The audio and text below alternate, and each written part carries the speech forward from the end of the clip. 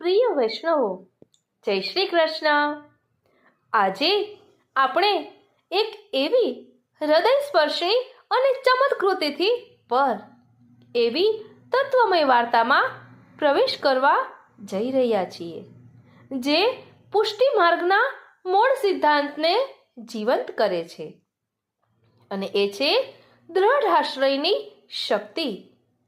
વિચાર કરો, બ્રહ્માંડ ઘાટ પર એક સાદી ગાગરમાંથી ચાર ભગવત સ્વરૂપો પ્રગટ થાય। શું આ માત્ર અલૌકિક ઘટના છે? ના, આ છે અડગ નિશ્ચય, અનન્ય શરણાગતિ અને પૂર્ણ વિશ્વાસનું ફળ।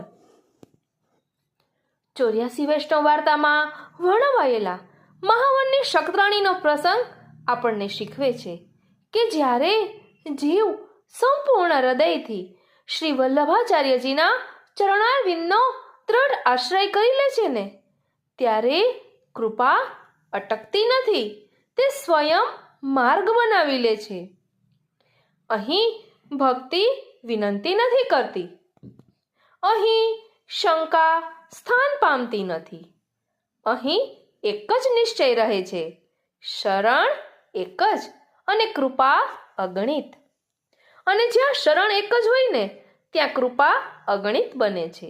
એવી કૃપા કે પ્રભુ સ્વયં પધારે, સ્વયં પ્રગટ થાય, સ્વયં સાનુભવ જતાવે।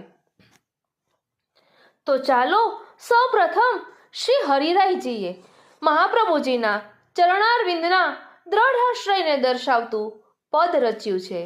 શ્રી વલ્લભતજી અપનો ઠાકોર, કહો કોન પે જઈએ હો।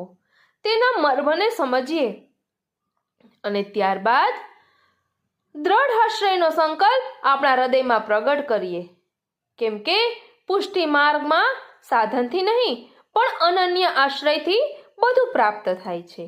એટલે શ્રી હરિરાયજી દ્વારા દર્શાવેલા પદના મર્મને સમજ્યા પછી આ મહાવનની શક્રાણીની વાર્તા રસમય શૈલીમાં ખૂબ જ ઊંડાણપૂર્વક સમજીએ।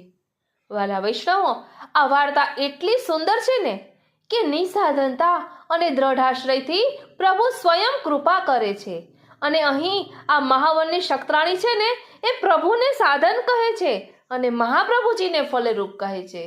જ્યારે મહાપ્રભુજી સેવા પધરાવી આપવાનું કહે છે, તો મહાવનની શક્રાણી કહે છે કે મારા વાલા, મને સાધનમાં ન નાખો, મને તો આપની જ સેવા કરવી છે।